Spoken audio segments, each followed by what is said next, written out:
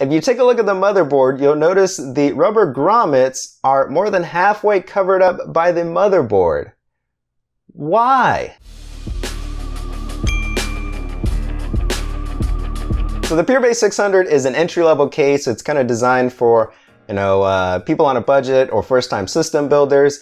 This one in particular has a tempered glass side panel on it, so they've kind of dressed it up a little bit with that tempered glass side panel, and I actually think it looks pretty solid.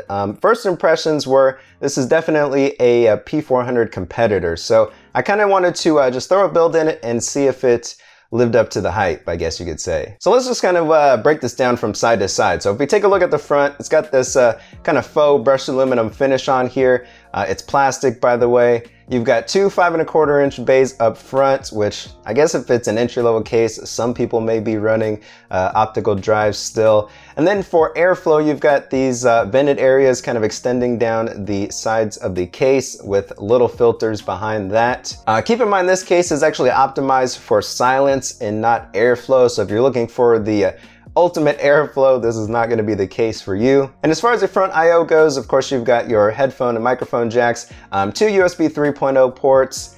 I usually prefer 4, but again, entry-level case, so I guess it's okay.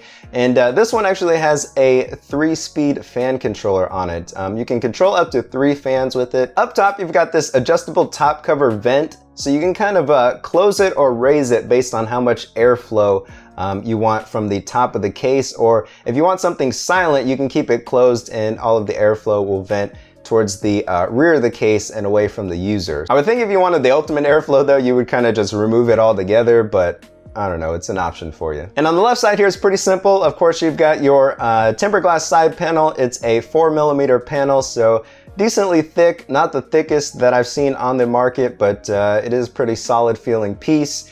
I'm still not really a fan of the mounting mechanisms that they have for like 99% of these cases. I still feel like I'm removing a windshield when I take off the side panel, but it does look nice. I have to give them that. And then at the rear, you've got a 120mm fan. This is a PureWings 2 fan that comes pre-installed with the case. Then you've got your PCI slots there, and then a bottom mounted power supply with a removable dust filter just underneath that. Now, let's start removing the side panels and see kind of what we've got underneath here. So at the front, when we pull the side panel off, you can see there is a pre-installed 140mm PureWings 2 fan. Up front here, you can install up to 240mm fans or up to 320mm ones.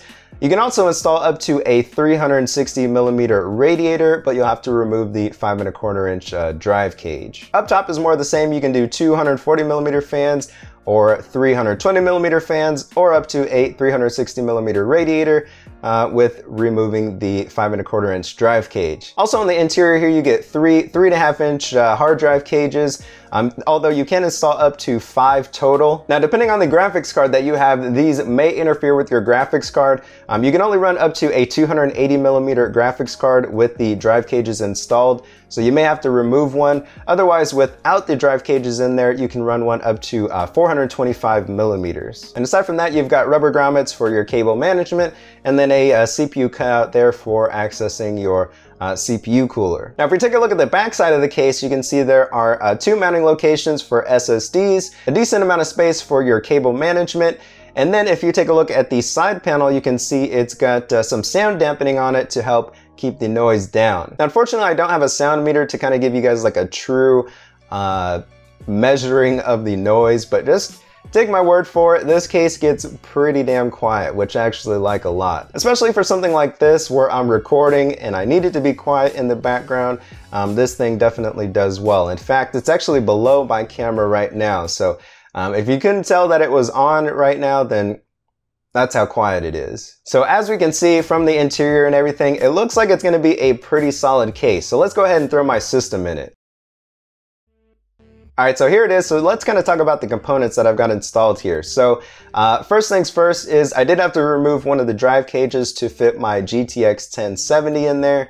It was a little bit too long, so if you've got something similar in length, just keep that in mind. You may have to relocate or remove one of the drive cages. My Be Quiet Dark Rock TF fit in the case no problem. You can run CPU coolers up to 165 millimeters. So that should cover a lot of the popular coolers out there on the market right now. Now, I kind of do wish there was a PSU shroud on this case. I mean, I know that's kind of like the big trend right now, and it doesn't need to be on every case, but being that this is more of an entry-level case, I feel like a lot of people are going to have ketchup and mustard cables on their power supply and non-modular power supplies. So it would have been nice to have something to kind of cover that up and keep the interior clean. Now, as far as cable management goes, it wasn't too bad on the back side. I was able to tuck the cables in nicely, and then I used my Velcro straps from my Be Quiet power supply to kind of keep everything tied in there. So no complaints there. However, my opinion on this case did change a little bit when it came time to route cables from the front. If you take a look at the motherboard, you'll notice the rubber grommets are more than halfway covered up by the motherboard. Why? Where are you supposed to route your cables? Through the drive cages? Like, I don't understand what's going on there, Be Quiet. If I had a slim ATX motherboard, this would be a non-issue, but this is just a regular ATX board. Not an eATX board, but just a regular ATX one, and I can't route my cables through the rubber grommets. I don't understand. So what I actually ended up doing was partially removing the screws on the motherboard, lifting it up a little bit, and kind of routing my cables through underneath the board, which I'm not gonna tell you to do, but I pretty much did what I had to make the cable management look good on the interior here. And I just don't understand why this is an issue. That